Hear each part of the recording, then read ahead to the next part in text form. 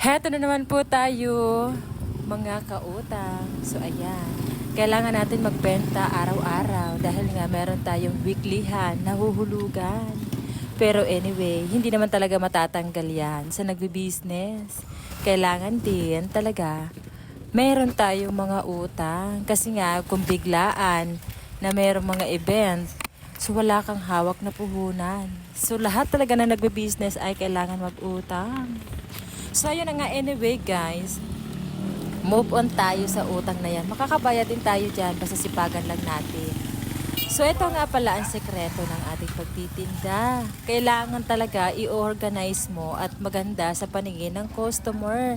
Kahit na hindi yan bibili yan kung maayos yung pagka-organize mo ng yung paninda.